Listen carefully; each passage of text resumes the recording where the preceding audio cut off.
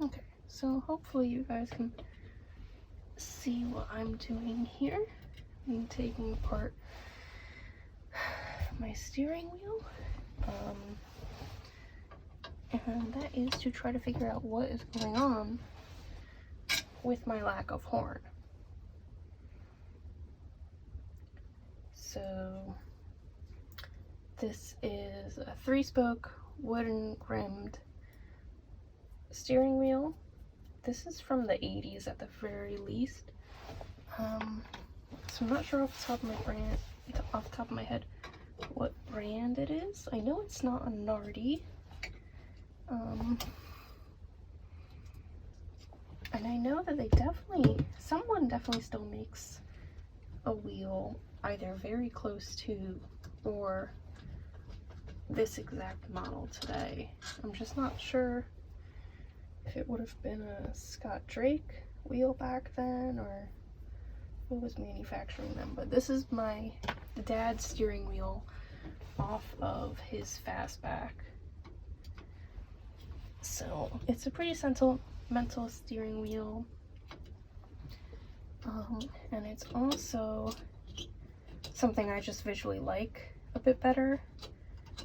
I do actually like the factory steering wheels as well, but for something that's going for a little bit more of a road racy vibe, this just kind of fits the bill a little bit more.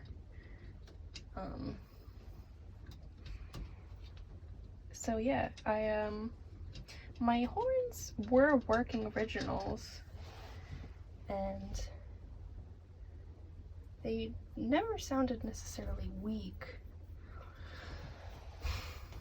but I think the connection slowly separated, because I feel like pretty quickly I went from having sort of horn to no horn.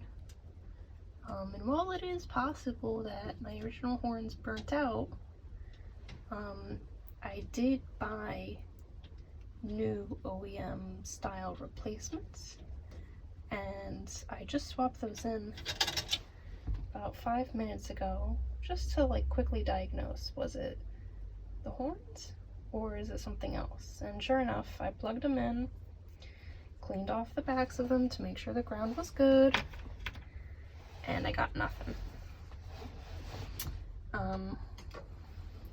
And I would like to rebuild the stock units sometime, because they are pretty pitted and corroded and painted over, not professionally.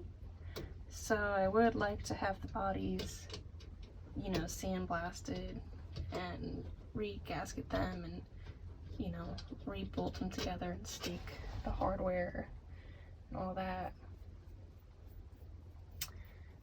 But that's not a top priority project for now. But so you're wondering, like, oh, like you could have probably diagnosed them by just taking your originals off and running just a makeshift harness off of a battery and just seeing if they start up there, and then you would have known. Yes, I could have definitely done that, but the plan here was to rebuild them the right way at some point, which would, you know, take me some time. So I just wanted to get replacements in general, so that I could run those and always have a horn, you know, while I'm driving the car, and then whenever I'm ready and I get the horns exactly how I want them to look, swap the originals back on. And then honestly, Lee's truck needs working horns, and these kind of fit the bill exactly what he's looking for. So I'll give him the replicas that I just bought once I have my originals sorted, and then we'll go from there. So that's the story of that. And on the last 2 screws here, so hopefully in about a second we can get into looking what goes into having one of these 3-piece aluminum spoke wooden rimmed steering wheels. Another thing I'd like to do actually while I take this off is it's got a Cobra horn button, and don't get me wrong, Shelby Cobras freaking awesome. My car isn't a Cobra and my car isn't a Shelby, and I really don't want to be one of those types of people that try to make it into like a replica or try to make it something it's not. Okay, so I just took all the hardware off, and as you could see, this like ABS plastic ring assembly fits into like a snap ring housing and keeps the horn and the steering wheel and the steering wheel trim ring all aligned and pressed fit into place. So there we go. Just gotta finesse this piece off, and then those kind of separate, and as you can see, my connections still seem to be good here. So I wonder what's going on. Let me look into this more and we'll find out. But yeah, so anyways, so you can separate this plastic snap ring. But what I'm gonna do is I'm gonna measure it with a pair of calipers to see what size I actually have. And then from there I should be able just to go on CJ Pony Parts, find the right one I need, and pick out a horn button that I like. Okay, so another thing I forgot to mention is while I'm taking the steering wheel and the horn stuff apart, another thing that's really bothering me, probably my biggest annoyance with this car to date, is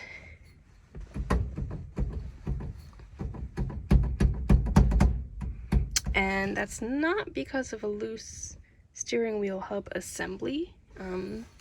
That's actually all tightened down and good, but I believe that's from an upper steering column bearing issue. So I'm going to be diving into that and tackling that today. Okay, so as you could see, I removed the horn assembly, disconnected all of that, took the steering nut out, and I reinstalled the steering wheel. Why did I do that? I did that because I have a really nice wrinkled finish on the steering wheel hub adapter that's in really good shape, and as you all know, I just repainted that steering column. So I don't really care to use a puller to chip all of the paint and damage the metal surfaces when I could just use the steering wheel, bolt it back on in 3 places to kind of work the hub off of the spline steering shaft. So I'll go ahead and do that right now. Okay, so I just did that, and I almost slammed the steering wheel into my head because I am a weak child and it takes all of my might to take something like this off. So I'm going to give you the advice: take your time, feel free to add like a lubricant grease and like slowly wiggle back and forth to get the lubricant in the spline area to help you lift out smoothly, or else you're going to give yourself a concussion. Okay, so let's take a look at this. So it seems like I actually have a few different things going on. So first things first is that, oh, if I align my camera right. First things first is that I saw a little bit of copper smushed around the top heads of, I think those are the horn switches. The other thing is that there's a bunch of metal down here, and I'm not too sure where that came from, but that's looks to be like an original horn turn signal switch. I have exposed wire right there. It seems like the insulation just kind of gave out and split. Doesn't look like it's corroded, doesn't look like it's really an issue yet, because I believe that's for the turn signal. But that's probably going to be an issue later on, so I'm going to keep digging. But yeah, I mean, if I can put this light down for a second, it seems... yeah, look at that. right, very nice. All right, I have replacements here in the car with me, so I'm gonna take this turn signal assembly out.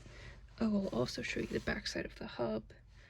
So if I put this in the light here, so I think my issue is that this soldering came undone and the cable came off there.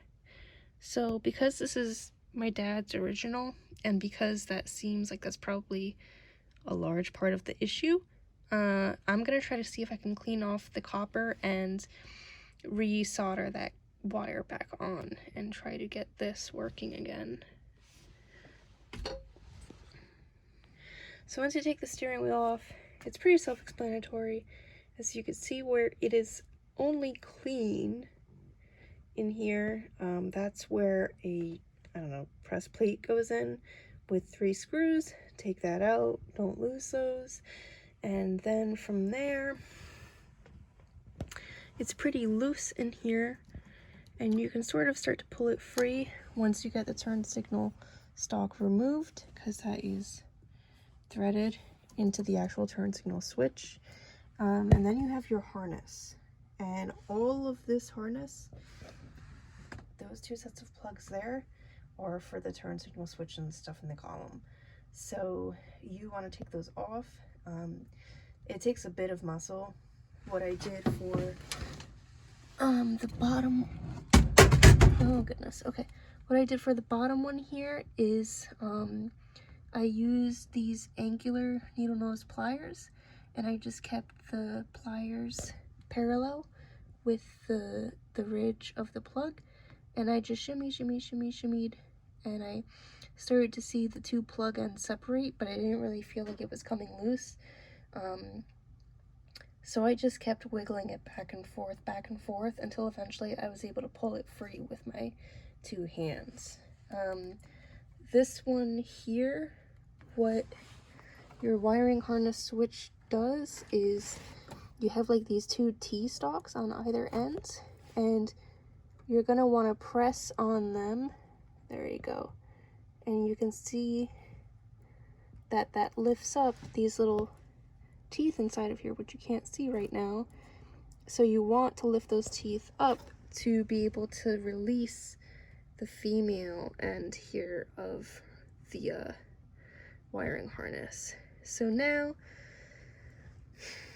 I believe I have to depin this entire assembly, which really sucks, to be able to slide this switch out. And the reason you want to depin it is because I don't believe the new switches come with these harness ends, because the way you feed it through, it would never work to have these installed. So we're gonna depin this, and it's gonna take forever, but we're gonna do it, and then we're gonna be able to slide the switch out.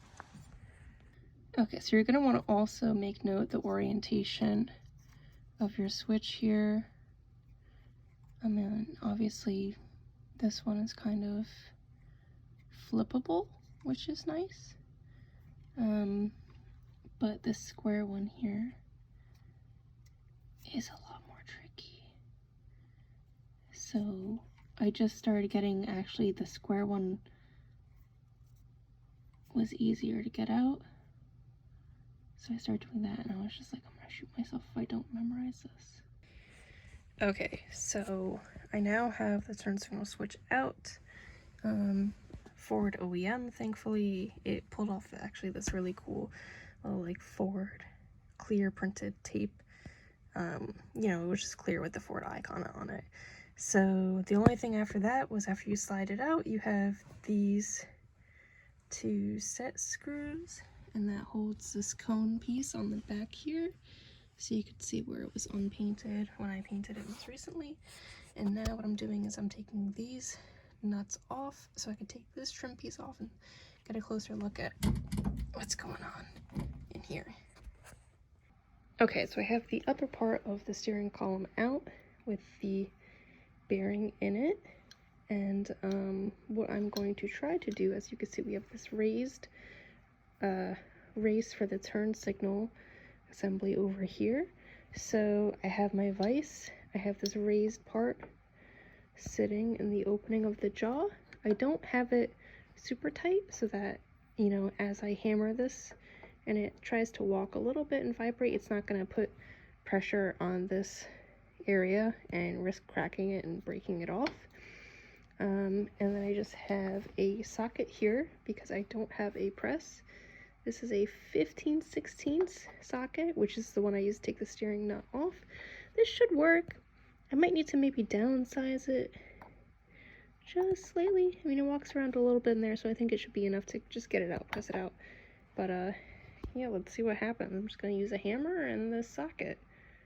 Okay, so a few things. So I had to flip that over to actually push out the old bearing. Fun fact, so let that be known, I was doing it wrong. I cleaned out the inside a little bit, I re-greased it, I put some, as you can see, there's some splined parts to it, which holds the bearing in place. I just put a little bit of aluminum anti-seize in there because that's what I had on me readily available, and it already comes pre-greased, so it should be fine to go from the get-go. But I just wanted to have 2 wet surfaces instead of having 1 dry, just to prevent any risk of any damage. So now I'm going to press the piece in, and to press it in, I want a larger surface area, at least for the first half of it, just to make sure that I have even contact surfaces at all times, because like I said, sometimes I hammer on angle, and for that I'm using a 1 1/8 socket, and I'm using the side that goes into the wrench, just so I have enough surface area and that I don't bend over the outer part of the race. So here I go. Okay guys, so thanks for staying tuned. So as I talked about last time, I was having a horn issue, and I talked about this guy, and as you can see, I did some work to it. Both of the horn wire connector solder joints were not really, you know, they didn't have a whole lot of solder on them. I didn't really like them. Obviously one was broken, which was this guy. So I obviously had to redo him, and then I figured while it was in here it would be good to clean up this guy and do another pass. So as you could see, it took me quite a few tries to get this going. I didn't use the soldering gun that I normally use too, so that kind of sucked because I just didn't like that soldering gun as much as mine. And I sort of had this one in the center, so I had to redo this guy, melt him back out, place him back towards the edge. I tapered the solder pretty nicely, and granted I sanded down the copper so you can't really see where it connects, but you could see down here it rides usually on the lower edge, so this one should be fine. And the other thing too is that solder is so soft, I think that it would wear itself in nicely too in case it didn't. This guy I'm not as sure about. It rides more so in dead center.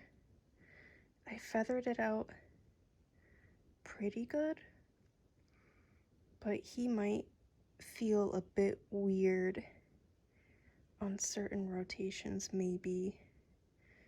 I don't know what it'll do. So essentially what I'm doing now is, obviously I have this probably good enough. I got the turn signal stock ordered. I got it from CJ Pony last week, so now 1 weekend later, I'm here trying to install it now. So in a second I will go back into the car and I'll show you what I did. I kind of skipped over some parts because they were sort of self-explanatory, so if you're looking for a step-by-step, sorry, I don't know, I was kind of excited and I kind of just wanted to get going, and my phone was low on battery. But I'll go in the car in a second and I'll show you what I did to get that set up, and once I have all the wiring done for that, I'll put this bad boy back in and we'll see if I have horns. Okay, so back in the interior of my car. So as you can see, I put the new turn signal assembly back in after I put the bushing in place on this part of the column. all I did was I left the turn signal housing in here, so I put the old one back in, put the retainer plate back on the screws, the spring, and I just checked it to make sure that that plastic bushing that I now have was gonna work. I thought it was kind of weird that there's no like washer that goes between this spring and the plastic, but I guess this surface is smooth enough that it's fine. I don't know. It should be fine, whatever. So we'll see what happens with that. But I just wanted to put all that back together just to make sure I had it right, and I believe I do. So yeah, so I took all that back apart, took out the old turn signal, which is right over there, took all those wires out, and I'm in the process of feeding the new harness in. So there's a bunch of holes in here. When I took this new assembly out of the box, the wires are already pre-bent, drooping down here. So you have your turn signal hole here, you have another exit hole here, you have another exit hole here. I use this one. This is where my older pieces came out of. Also, I'm realizing too, these are, I feel like a slightly different diameter than my OEs. So that might also play a factor into where they align on that hub. That might change it too. Anyways, it doesn't matter. So how did I feed this through the column? It's actually pretty simple. The nice thing too is that for these two junctions, your harness is slightly different length. So all of your connectors are spaced out a little bit differently. So what you could do is you could taper your harness, and you can get it to come to a point, a tail like this. And if I try to do this with one hand and my right hand, which is not my dominant, I'm just pushing it from the top now, you could see you could feed it through the steering column relatively easily. I mean, it takes a while and it's slow going, and you know, but I can see I'm doing that with one hand, and like I said, I'm not right-handed, I'm left-handed. So that's actually going pretty okay. I didn't lubricate anything in here either. It's all electrical taped off, so that's already a pretty smooth surface, so I didn't want to make it wet with anything that could, I don't know, be a problem later on. So now what I'll do is I'll take this tape off, I'll put this column back together, I'll start wiring. So obviously I was able to save my old junction points. I think I might just save those blocks and keep them with my original turn signal, and I might keep that as a spare because it did work. I didn't like how some of the wires looked, and obviously I had that horn problem, which is what made me think to buy the new replacement just in case. But the guy I bought this car from before me, he was very meticulous about saving OEM parts and keeping a stash of good OE units. And I think I'm going to do the same thing too, just in case I'm, you know, in a pinch. So yeah, I'm going to do that next, and I'll give you another update.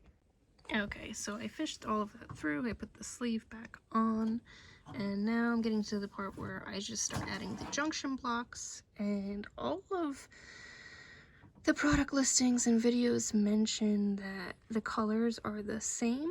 They're not exactly the same.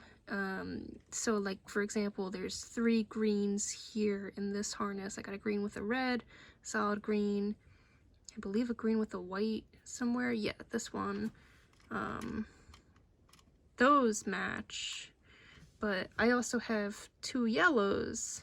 I have a yellow with a green and a solid yellow, and I only have 1 yellow here. So I'm assuming my orange is probably going to be the yellow with the green. But I also have an orange here. So I'm kind of stressed out right now.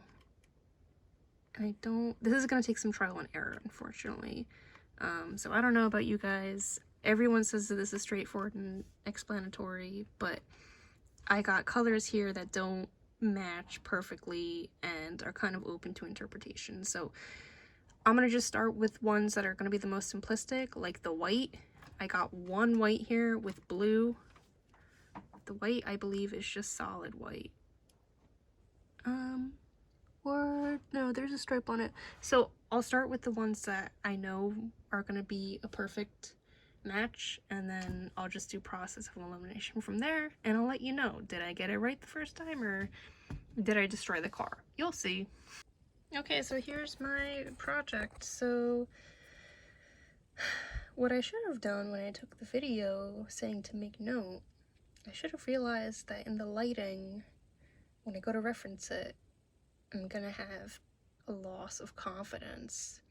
So I should have said out loud what color each wire was, because looking at this and looking at overexposed parts of the wire might make you think that you have a colored wire with a white line, and it might not actually be that wire.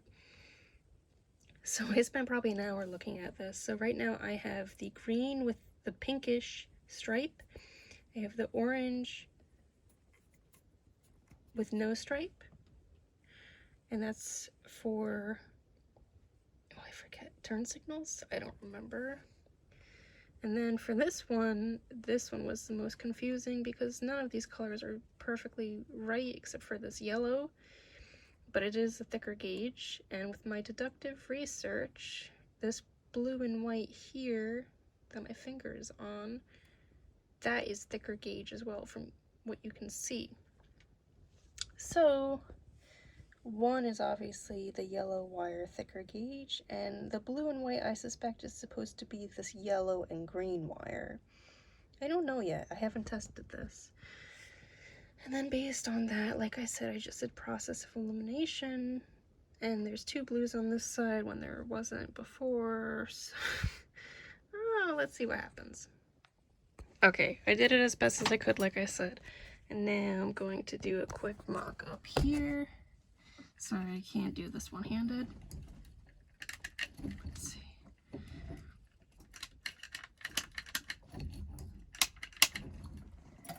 What the frick, am I not holding it down enough?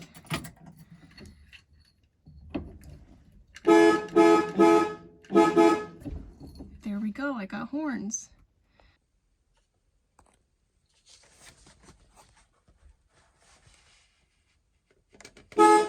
Now remember, if this helped you out at all, like and subscribe. Thanks for watching, guys.